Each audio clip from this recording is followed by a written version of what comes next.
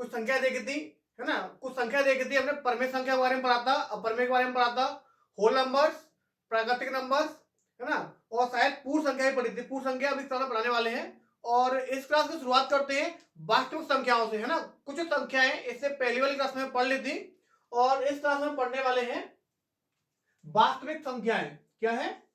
वास्तविक संख्याएं।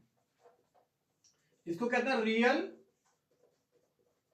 Real number कहते हैं ना। क्या कहते हैं? रियल नंबर कहते हैं वास्तविक संख्याएं। अब वास्तविक संख्याएं क्या होती है? ऐसी संख्याएं जिनका वर्ग करने पर धनात्मक चिन्ह के साथ वो प्रदर्शित होती हैं। अब लिख सकते हैं यहां पे, ऐसी संख्याएं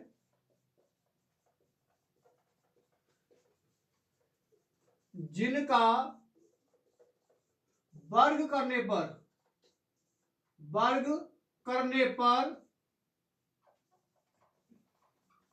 धनात्मक संख्या प्राप्त हो।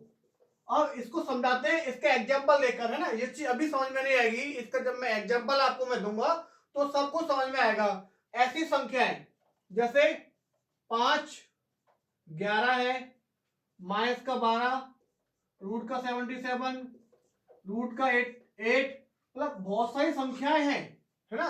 अब कहोगे कि कैसे?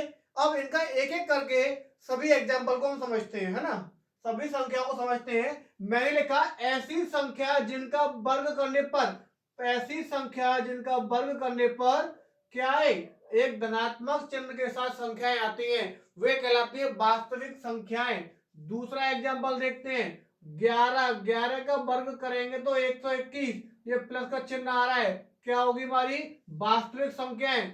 तीसरी वाली देखो, माइनस का 12 का यदि हम वर्ग करते हैं, क्या -12 का यदि हम वर्ग करते हैं तो माइनस माइनस प्लस हो जाता है, तो प्लस चिन्ह के साथ में आते 144। तो यहां से भी प्रूफ होता है कि ऐसी संख्याएं जिनका वर्ग करने पर धनात्मक संख्याएं प्राप्त होती हैं वो संख्या कहलाती है वास्तविक। अब मैं बात करूं 4 वाले एग्जांपल की, √77, इसका हम वर्ग करेंगे, इससे कट जाएगा तो क्या निकल के आएगा 77। एक संख्या वाले लो यहाँ पे माइनस का 55। अब देखो सभी को प्रूफ करेंगे तब बताएंगे कौन सी संख्या वास्तविक है कौन सी वास्तविक नहीं है। 5 वाला हम देखते हैं तो √8 का वर्ग करेंगे तो क्या आएगा 8 आएगा। भाई ये प्लस की आ रही है, ये प्लस की आ रही है, सभी संख्या कैसी है, ये वास्तविक संख्या है। और माइनस रूट में 55 दिया हुआ है, इसको हम वर्ग करेंगे तो कितना आएगा माइनस का 55। अब देखो मैंने बताया कि किसी संख्या का यदि हम वर्ग करते हैं तो संख्या आनी चाहिए पॉजिटिव यानी कि धनात्मक। ये कैसी आ रही है ऋणात्मक, तो ये संख्या अवास्तविक होगी, है ना, मतलब वास्तविक नहीं है ये मान लो, अवास्तविक संख्या आपने पढ़ी नहीं है तो ये मान लो कि अभी कैसी है ये संख्या हमारी वास्तविक संख्या नहीं है। क्लियर हो रहा है यहाँ पे? क्या आपको सॉरी क्या आपको यहाँ तक क्लियर हो रहा है? वास्तविक संख्याओं को हमने क्लियर कैसे किया? ऐसी संख्याएं जिनका वर्ग करने पर धनात्मक संख्या प्राप्त होती है वे संख्या कैसी कहलाती है? वास्तविक संख्या कहलाती है। और इसके आगे हम यहाँ पर देखते हैं अवास्तविक। क्या देखेंगे? अवास्तविक संख्या, इसको बोलते हैं इमेजिनरी नंबर्स। क्या बोलते हैं? Imaginary numbers. समझ में आ रही है? इमेजिनरी नंबर्स को हाँ एक नाम से जान में काल्पनिक, इनको या करके इनको काल्पनिक भी कह सकते हैं, काल्पनिक संख्याएं, है ना। अवास्तविक संख्याओं को ही हम काल्पनिक संख्याएं कहते हैं। इतना क्लियर है? अब इसके जैसे मैंने इसके बारे में बताया कि अवास्तविक संख्या क्या होती है, सेम प्रोसीजर है, थोड़ा सा चेंज करना है, मैंने सेम प्रोसीजर है थोड़ा सा हमें चेंज करना है। वो क्या करना है? ऐसी संख्या जिनका वर्ग करने पर ये धनात्मक की जगह पे आपका हो जाएगा क्या ऋणात्मक। क्या होना चाहिए? ऋणात्मक संख्या है तो क्या कहलाएगी वो? इमेजिनरी नंबर्स कहलाएगी। कैसे कहलाएगी? इमेजिनरी नंबर्स आपकी कहलाएगी ऐसी संख्या जिनका वर्ग करने पर संख्या माइनस की प्राप्त हो। अब वो कैसे आएगी? एग्जाम्पल की हम बात करें, रूट में 11, रूट में 44, माइनस का 55, है ना, हो सकता है क्या? अब बताएंगे सभी एग्जाम्पल दिए, कौन कौन संख्या अवास्तविक या वास्तविक सब बताएंगे ये भी, है ना। आपका 11, ठीक है, आगे लिख देते हैं ETC, है ना, बहुत सी संख्या हो सकती है। अब एक एक संख्या का प्रूफ देखेंगे। रूट 11 की हम बात करें, रूट 11 की हम बात करें तो रूट 11 इसका हम वर्ग करेंगे, इससे कट जाएगी तो हमारे पास जो संख्या निकल के आएगी माइनस की 11। क्या आएगी? माइनस की 11 संख्या निकल कर आएगी, जो कैसी है? ऋणात्मक। हमने क्या कहा था? काल्पनिक संख्या कैसी होती है? ऐसी संख्या जिनका वर्ग करने पर संख्या है ऋणात्मक, तो क्या कहलाएगी? माइनस की 11।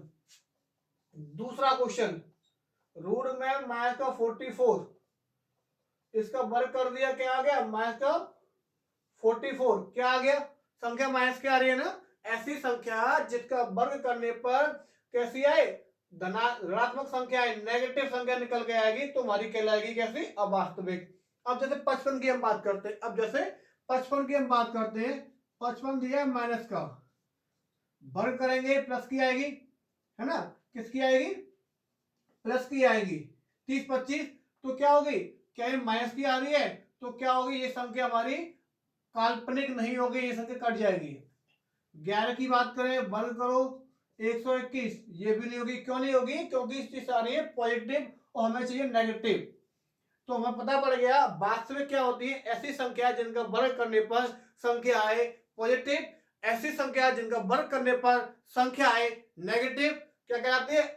काल्पनिक संख्या कहलाती है, अवास्तविक संख्या इनको हम कहते हैं। ठीक है, अब चलो चलते हैं आगे। अब आगे वाला पार्ट पढ़ते हैं। इसके बाद में हम पढ़ने वाले हैं आपके सामने पूर्ण संख्याएं। इसके सामने अब हम पढ़ेंगे पूर्ण संख्याएं, एकदम डीपली पढ़ेंगे नंबर सिस्टम को, जिससे कि आपको परेशानी ना हो, कोई भी एग्जाम में क्वेश्चन छूटे नहीं। मुझे पता है कि आपके एग्जाम में कैसा कैसा क्वेश्चन पूछा जाता है। अब कुछ बच्चे ऐसे बोलेंगे, सर ये आप क्या पढ़ा रहे हो? संख्याएं, संख्या तो छोटी सी पढ़ाई जाती है। भाई मैंने संख्या में से क्वेश्चन निकलता है एग्जाम के लिए, जितना मैं करा रहा हूँ उससे एग्जाम में बाहर जाए, संख्या नहीं पूछो तो मुझसे बोलना, ठीक है। मुझे पता है एग्जाम में क्वेश्चन कहाँ से पूछा जाता है, किस टेबल का क्वेश्चन पूछा जा रहा है। तो बस आप फोकस करके जितना मैं आपको करा रहा हूँ बस पढ़ते रहिएगा, ठीक है ना। चलिए शुरुआत करते हैं। अब इसके बाद नेक्स्ट पढ़ते हैं हमारे पूर्ण संख्याएं। क्या है? पूर्ण संख्याएं, यानी कि परफेक्ट नंबर। क्या होता है परफेक्ट नंबर? क्या होता है भाई परफेक्ट नंबर? क्या होता है? अब पढ़ाई कभी क्या? ऐसी संख्याएं, है ना, परफेक्ट नंबर क्या होता है? ऐसी संख्याएं जिनके गुणनखंड, है ना, ऐसी संख्याएं जिनके गुणनखंड करने पर स्वयं को छोड़कर उनका योगफल किया जाए। नहीं समझ में आया? ऐसी संख्याएं, ऐसी संख्या जिनके गुणनखंडों का योगफल, गुणनखंडों का योगफल यानी स्वयं को छोड़कर, स्वयं को छोड़कर गुणनखंडों का योगफल वही संख्या आए। अभी समझ में नहीं आया वो तो लिखा क्या है, ये समझ में नहीं आ रहा। समझ में आएगा कब? जब एग्जाम्पल समझाएंगे आपको, है ना। आएगा कब? जब इसके एग्जाम्पल आपको दिए जाएंगे। जैसे मैंने कहा एग्जाम्पल के तौर पर 6 है, 6 के गुणनखंड करते हैं। 6 के गुणनखंड करेंगे, 1 गुणा 6 होगा, दूसरा गुणनखंड 2 गुणा 3, और कोई हो सकता है क्या? और कोई गुणनखंड होगा नहीं। इसके गुणनखंड क्या होगा? 1 2 और 3 और ये 6 हो गए। मैंने क्या लिखा है? संख्या के गुणनखंड स्वयं को छोड़कर इन सभी संख्याओं का योगफल किसके बराबर हो जाए? इस संख्या के बराबर हो जाए। तो इस संख्या कैसी कहलाएगी? परफेक्ट नंबर कहलाएगी। कौन सी कहलाएगी? Perfect number. दूसरा एग्जांपल देखते हैं, दूसरा एग्जांपल देखते हैं 28। 28 के एग्जांपल देखते हैं, किससे डिवाइड हो जाएगा? 1 से होगा, 2 से होगा, 4 से होगा, 7 से, 14 से और 28 से। भाई इसे गुणनखंड राशि करोगे ना भाई, 1 से डिवाइड जाएगा, 2 से जाएगा, 4 से जाएगा, 7 से जाएगा, 14 से जाएगा और 28 से जाएगा। क्लियर। अब मैंने क्या समझाया था आपको कि स्वयं को छोड़कर बाकी गुणनखंड को, स्वयं मतलब 28 को छोड़ दो, बाकी सभी संख्याओं को जोड़कर देखो, 1 2 4 7 और 14 कितना हो रहा है, 21 25 27 और 28 कितना हो रहा है, 28 हो रहा है। देखो वही संख्या निकल के आ रही है। मैंने क्या लिखाया, ऐसी संख्या जिसके गुणनखंडों का योगफल स्वयं वही संख्या निकल कर आए, ऐसी संख्या को हम कहते हैं परफेक्ट नंबर। क्लियर हो रहा है, परफेक्ट नंबर कहते हैं। क्लियर हो रहा है आपको, कोई दिक्कत? ठीक है, परफेक्ट नंबर के लिए हम बात करें, ज्यादा परफेक्ट नंबर नहीं है, एक तो 6 है, एक 28 है, एक 496 है, एक 8126 है, एक और है 8126, एक नंबर और है 8128 है, ये है ना, 8128 नंबर है आपको, है ना, 81 और 28, एक नंबर और है ना, 5-6 नंबर ऐसे हैं जो कि परफेक्ट नंबर्स है ना। और आप निकाल के देखना ऐसी संख्या जिनके गुणनखंडों का योगफल स्वयं वही संख्या निकल के आए, है ना। आप ट्राई करके देखना, कोई संख्या निकल सकती है। तो ये कुछ एक दो संख्या और है भैया, एक दो संख्या भी और है, ये हमारी कैसी है, परफेक्ट नंबर है, ये हमारी है परफेक्ट नंबर। इसके आगे हम पढ़ेंगे अभाज्य संख्याएं, है ना, इसको रफ कर देते हैं। इसके बाद कोई अभाज्य संख्या में बहुत सारे टॉपिक पढ़ेंगे, है ना, बहुत सारा कुछ समझने को है, इसलिए इसको रफ करते हैं, फिर आगे देखते हैं। अच्छा chapter number system. Number system में आपको बहुत सी चीजें सीखने को मिलती है, एग्जाम के पॉइंट ऑफ व्यू से बहुत अच्छा क्वेश्चन है, कम समय में स्कोरिंग करता है, यहाँ से क्वेश्चन कम समय में स्कोरिंग करने वाला पार्ट होता है ये वाला चैप्टर। अब देखो इसके बाद आता है हमारे पास कौन सी संख्या है, अभाज्य, अभाज्य संख्या है जिसको हम कहते हैं प्राइम नंबर्स। क्या कहते हैं, प्राइम नंबर्स के नाम से जानते हैं कि इनको अभाज्य संख्याओं को। सबसे पहले हम पढ़ेंगे अभाज्य संख्याओं के होती क्या है। ऐसी संख्याएं, ऐसी संख्याएं जिनका गुणनखंड करना असंभव हो, ऐसी संख्याएं जिनके गुणनखंड करना असंभव हो, यानी कि दूसरी भाषा में हम कह सकते हैं ऐसी संख्या जो सिर्फ एक से डिवाइड हो और खुद से, एक से मतलब खुद, स्वयं, है ना, स्वयं से डिवाइड हो, यानी ऐसी संख्या जो एक से भाग जाता हो और खुद उसी संख्या से भाग जाता है, यानी एन से भाग जाता है, बस। इसको हम कह सकते हैं कि विच नंबर है ओनली 2 फैक्टर्स, है ना, क्या होना चाहिए, 2 फैक्टर होने चाहिए बस हमारे पास, क्या होना चाहिए, 2 फैक्टर्स हमारे पास होने चाहिए। समझ में आ रहा है। अब समझाते हैं कि एग्जांपल देकर कि आपको कौन कौन सी संख्याएं होती है। अब जैसे कुछ संख्या हम लिख देते हैं ना, 1 2 3 4 5 6 7 8, ऐसी संख्या चलती है, बहुत सारी है। अब पता करते हैं इसमें से कि आपके प्राइम नंबर कौन सा है ना, प्राइम नंबर कौन सा है पता करते हैं। अब बात करें एक की, प्रत्येक एग्जांपल को समझेंगे। एक की हम बात करें, एक से भाग जाएगा और खुद से भाग जाएगा, खुद से भाग जा रहा है, लेकिन दोनों संख्याएं जो गुणनखंड है वो सेम है, सेम तो होने नहीं चाहिए ना, तो ये संख्या हमारी प्राइम नंबर्स नहीं कहलाएगी। ठीक है, इसके बाद देखते हैं 2 को, एक से भाग जाएगा और 2 से भाग जाएगा, भाई बिल्कुल सही बात है, तो 2 क्या हो जाएगी, हमारी प्राइम नंबर्स हो जाएगी, है ना, प्राइम नंबर्स। 3 की बात करें, 3 की हम बात करेंगे तो 1 से डिवाइड जाता है और 3 से आता है, तो ये भी कैसी हो जाएगी, प्राइम नंबर। समझ में आ रहा है ना। 4 की बात करें, 1 से भाग जाता है, 2 से आता है और 4 से आता है, ये तो गड़बड़ हो गई ना। मैंने क्या समझाया कि 2 फैक्टर होने चाहिए, एक एक और एक खुद वही संख्या, एक से और खुद वही संख्या। अब देखो 1 से भाग जा रहा है और खुद वही संख्या से भाग जा रहा है, तो प्राइम नंबर्स हो गए। इसमें क्या कह रहा है, 1 से भी भाग जाता है, 2 से भी भाग जाता है, 4 से भी जा रहा है, इसलिए प्राइम नंबर्स नहीं होगा। 5 की बात करें, 1 से भाग जाएगा और 5 से भाग जाएगा, तो क्या होगा, प्राइम नंबर्स। 6 की हम बात करें, 1 से भाग जाएगा, 2 से, 3 से और 6 से, तो क्या होगा, गलत हो जाएगा, क्योंकि हमारे पास सिर्फ एक और खुद से भाग जाना चाहिए।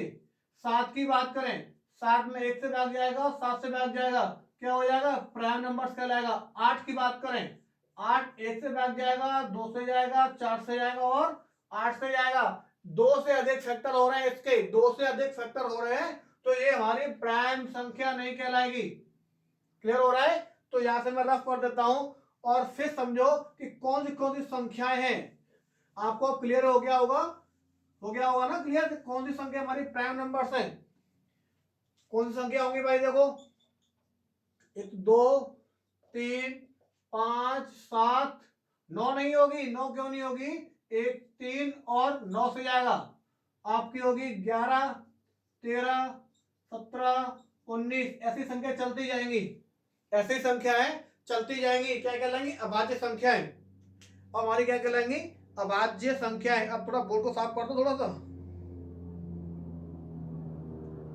थोड़ा गीला कर लिया जाए इसे और फिर हम बोर्ड को साफ करते हैं, है ना। ओहो ज्यादा गीला हो गया, शिट, ये क्या हो गया, कुछ और करना पड़ेगा अब तो। अब देखो भाई, इसके अंदर हम बहुत सी चीज पढ़ेंगे अभी, है ना। अभी इसके अंदर बहुत सी चीजों को हम पढ़ने वाले हैं, तो कॉन्सेंट्रेट कीजिएगा बोर्ड के पास, है ना, कॉन्सेंट्रेट कीजिएगा बोर्ड के सामने। अब देखो, इससे में एक चीज यहाँ पे हम लिखना चाहेंगे, सबसे पहला पॉइंट कि सबसे छोटा, है ना, सबसे छोटा prime number, smallest prime number कौन सा होगा, स्मॉलेस्ट प्राइम नंबर कौन सा होगा हमारे पास, 2 कहलाएगा। ठीक है भाई, दूसरी कंडीशन, जैसा बोलता है तो आप लोग कमेंट करें, ठीक है, आप लोग कमेंट करते रहिएगा। और मैंने कहा कि स्मॉलेस्ट इवन प्राइम, सबसे छोटा सम अभाज्य संख्या, वो कौन सी कहलाएगी, 2। तीसरा पॉइंट क्या हो सकता है, ये वे पॉइंट हैं जो एग्जाम में पूछे जाते हैं, ये वे पॉइंट हैं जो कि एग्जाम में पूछे जाते हैं। अब क्या करना है, यहां पे हम लिखेंगे स्मॉलेस्ट ऑड प्राइम नंबर कौन सा होगा, देखो 3 होगा। Smallest prime number, smallest odd prime number कौन सा होगा, 3 कहलाएगा। अब लार्जेस्ट की बात करें तो लार्जेस्ट तो भाई हम निकाल नहीं पाएंगे, तो संख्या तो बहुत तक होती है, तो संख्याओं को हम मैक्सिमम वैल्यू नहीं निकाल सकते, इसलिए स्मॉलेस्ट की हम बात करेंगे। चौथा पॉइंट, 1 से लेकर 25 तक प्राइम नंबर्स कितने होंगे, 1 से लेकर 25 तक प्राइम नंबर्स कितने होंगे, एक एक बार मैं बता देता हूं। उसको 19 तक तो लिखा है, 19 के बाद में आपका है आपका 23, इतना है ना, गिलो कितनी संख्या हो गई, 25 तो है नहीं, 1 2 3 4 5 6 7 8 9 हो जाएगी। कितनी हो जाएंगी, यानी कि 1 से लेकर 25 तक प्राइम नंबर्स कितने होंगे, 9 होंगे, है ना। 1 से लेकर 25 तक कितने होंगे, 9 होंगे। इससे पहले ठीक है, एक चीज मैं आपको बता दूं, एक चीज मैं बता दूं, इसमें से एक संख्या बची, एक न तो अभाज्य है और न ही भाज्य है, न अभाज्य है न अभाज्य है, दोनों में से कोई नहीं, एक चीज ध्यान रखना, एक जो है न तो भाज्य है और न ही अभाज्य। क्लियर है ना। अब चलते हैं आगे, 5वां पॉइंट, 1 से लेकर 30 तक, 1 से लेकर 30 तक प्राइम नंबर कितने होंगे। अब देखो इसे बढ़ा लेते हैं, 1 से लेकर 30 तक, 23 बार हो गया, इसके बाद में आएगा हमारे पास कौन सा, 29। कौन सा आएगा भाई, 29 तो आएगा 30 तक, तो कितने हो जाएंगे, 9 तो ये थे और ये कितना हो गया 10। कितनी संख्या होंगी हमारे पास, 1 से लेकर 25 तक प्राइम नंबर्स 9 होंगे, 1 से लेकर 30 तक प्राइम नंबर्स 10 होंगे। छठवां पॉइंट जो एग्जाम में पूछे जाते हैं, 1 से लेकर 50 तक, 1 से लेकर 50 तक प्राइम नंबर्स कितने होंगे, 15 ऐसे आगे बढ़ा लोगे, है ना, ऐसे आगे बढ़ा लोगे। आपको पता पड़ गया आपको कि प्राइम नंबर हम कैसे निकालते हैं, तो आप लोग निकाल सकते हो। उसके बाद 1 से लेकर 75 तक, 1 से लेकर 75 तक प्राइम नंबर कितने होंगे? 21। नेक्स्ट पॉइंट, 1 से लेकर 100 तक प्राइम नंबर कितने होंगे? 25। कितने होंगे? 25। तो अभी मैंने बताया आपको कि 1 से लेकर 75 तक कितने होंगे? 21। और 1 से लेकर 100 तक कितने होंगे? 25 संख्या होंगी। अब मैं हम बात करते हैं, ये तो था प्रोसीजर अभाज्य संख्याओं का। अब हम इधर बात करेंगे किसकी? भाज्य संख्या होगी। किसकी? भाज्य संख्या है। भाज्य संख्या जिसको हम कहते हैं कंपोजिट, कंपोजिट नंबर कहते हैं इंग्लिश में, इंग्लिश में हम कहते हैं इसको कंपोजिट नंबर। एक बार मैं देख लेता हूँ क्लास जो है कितना लेंथी हो गई है ना, एक बार रुकिएगा बस, एक बार चेक कर लेता हूँ क्लास को टाइम है कितना हुआ है। हाँ, सबको ठीक चल रहा है। चलिए फिर आगे देखते हैं। ठीक है, अब इधर आते हैं अभाज्य संख्याएं, सॉरी भाज्य संख्या। अभाज्य तुम्हारी इधर थी और इस साइड में पढ़ने वाले कितने? भाज्य संख्याएं। अब भाज्य संख्या क्या होती है? ऐसी संख्याएं जिनके दो से अधिक फैक्टर हो। इसमें क्या थे? दो फैक्टर से, और इसमें क्या आएंगे? More than two factors. क्या कहलाएंगे यहाँ पे? मोर देन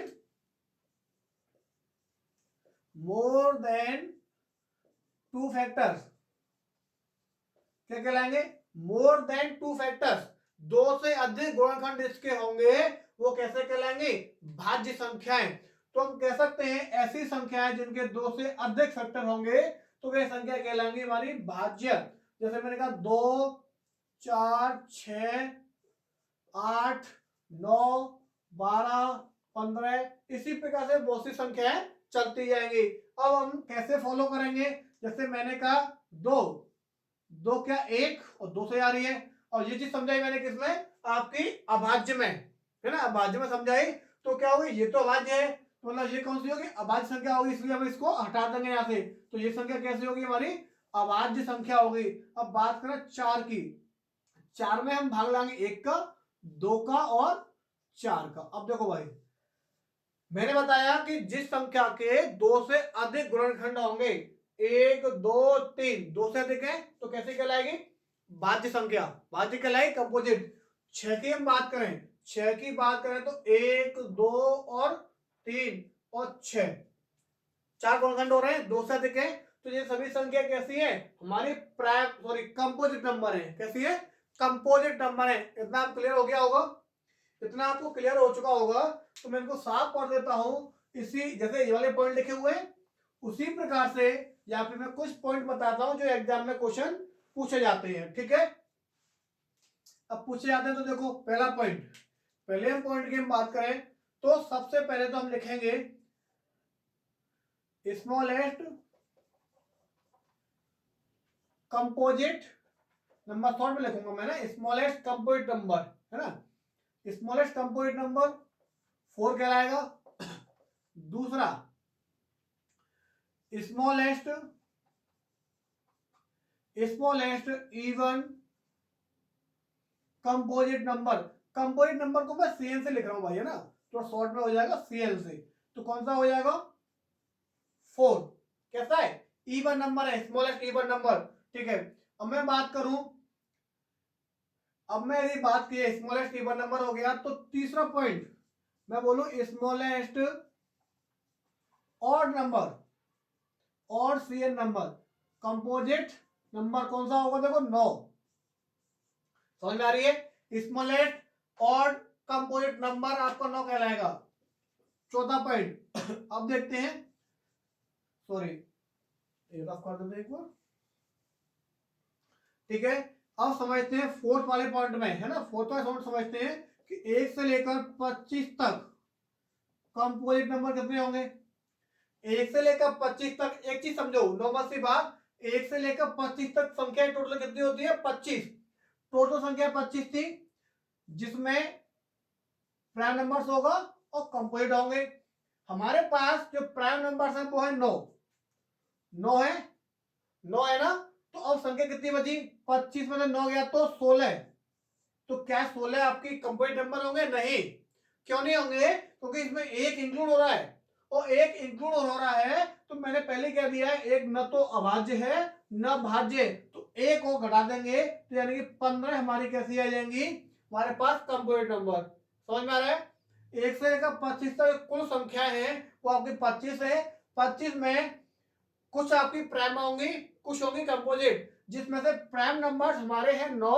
इसके बाद 9 निकालने के बाद हमारे पास संख्या बचती है 16, और 16 में एक जो है इंक्लूड हो रहा है, एक शामिल हो रहा है, और एक की मैंने पहले आपको क्लियर कर दिया है कि एक न तो भाज्य है और न ही अभाज्य, तो इसमें से एक और घटा देंगे तो संख्या आ जाएंगी 15। कितनी बचेंगी?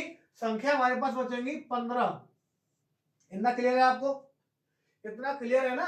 अब देखो इसी प्रकार से बहुत आसान है इनको हमें लिखना कि 5वां क्वेश्चन कि 1 से लेकर 30 तक, 1 से लेकर 30 तक कंपोजिट नंबर कितने होंगे? 1 से लेकर 30 तक होते हैं 10। अब 30 में से 10 गया तो बचा 20। अब एक इंक्लूड है, एक घटा दो, कितनी हो गई? 19। 6वां क्वेश्चन 1 से लेकर 50 तक, 1 से लेकर 50 तक कंपोजिट नंबर कितने होंगे? 1 से लेकर 50 तक कंपोजिट नंबर है 15, तो 50 में से 15 गया तो बचा 35, और 35 में एक संख्या शामिल है ये वाली, तो 35 में से एक गया तो बचेगा आपके पास 34। क्लियर हो रहा है? उसके बाद 7वां क्वेश्चन देखते हैं। 1 से लेकर 75 तक हमारे पास कंपोजिट नंबर कितने होंगे? अब कैसे पता करेंगे? 1 से लेकर 75 तक टोटल संख्या होती है 75। 75 में से आप निकालोगे 21, 75 में से आप 21 निकालोगे, कितना बचेगा आपके पास? 54। कितना बचेगा? 54 बचेगा। एक शामिल हो रहा है, कितनी संख्या हो जाएंगी हमारे पास? 53। कितनी हो जाएंगी? 53। उसके बाद 1 से लेकर 100 तक कंपोजिट नंबर आपको दिख रहा है ना? तक मैं नहीं दिख रहा हूं तो कोई टेंशन मत लो, बस ये जो पढ़ा रहा हूं मैं आपको वो दिखना चाहिए। तो 1 से लेकर 100 तक कंपोजिट नंबर यदि आपको निकालने हैं, कंपोजिट नंबर में 25 होते हैं। 1 से लेकर 100 तक जो संख्या है वो हमारी 100। 25 आपकी प्राइम नंबर्स हैं, बचे 75। 75 में एक संख्या शामिल है, एक घटा देंगे तो कितना बचेगा? 74। क्या बचेगा? 74 बचेगा। तो ये वो क्वेश्चंस हैं, ये वे क्वेश्चंस हैं जो डायरेक्टली, क्या डायरेक्टली आपके एग्जाम पूछे जाते हैं। कैसे पूछ लेगा कि बताओ 1 से लेकर 30 तक, 1 से लेकर 30 तक संख्या में भाज्य संख्याओं की संख्या क्या होगी? भाज्य संख्याओं की संख्या क्या होगी? आप क्या बोल दोगे? 19। अब बोलेगा 1 से लेकर 75 ये संख्या लिखी जाती है। कैसे बोलेगा? 1 से 75 तक प्राकृतिक संख्याओं में भाज्य संख्याओं की संख्या बताओ कितनी होगी? तो आप क्या कहोगे? 75 तक करोगे तो कितनी का होगा? 53। तो क्वेश्चन कैसे बनेगा एग्जाम में कि भाई बताओ 1 से 50 तक प्राकृतिक संख्याओं में, 1 से लेकर 50 तक प्राकृतिक संख्याओं में अभाज्य संख्याओं की संख्या क्या होगी? 1 से 50 तक प्राकृतिक संख्याओं में प्राइम नंबर जो होंगे 15 होंगे। ठीक है? इतना क्लियर हो रहा है आपको? सब कुछ क्लियर है ना? तो इतना क्लास तो हम स्टॉप करते हैं, फिर इससे आगे मिलते हैं आपको नेक्स्ट क्लास में। नेक्स्ट क्लास में जो आपको करवाया जाएगा वो हम शुरुआत करेंगे आपकी कहां से? देखो भाई बताते हैं कहां से करेंगे। थोड़ा सा पार्ट आपका भी और है इसको कराने का, तो फिर है ना अगली क्लास में शुरुआत करेंगे वो हम करेंगे जो बार वाले क्वेश्चन होते हैं ना, इस टाइप से क्वेश्चन बनते हैं 0.43 ऐसे चलता जाता है, 0.444 इस टाइप के कुछ क्वेश्चन बनते हैं जिनको हम कहते हैं बार वाले क्वेश्चन है, बार टाइप के क्वेश्चन होते हैं। तो मिलते हैं दोस्तों आपको नेक्स्ट क्लास के अंदर। उम्मीद करता हूँ सभी बच्चों को क्लासें पसंद आई होगी। यदि क्लासें पसंद है तो वीडियो को लाइक करो, दोस्तों को शेयर करते रहिएगा। फिर मिलते हैं आपसे नेक्स्ट क्लास के अंदर। ठीक है दोस्तों, चलते हैं। Thank you.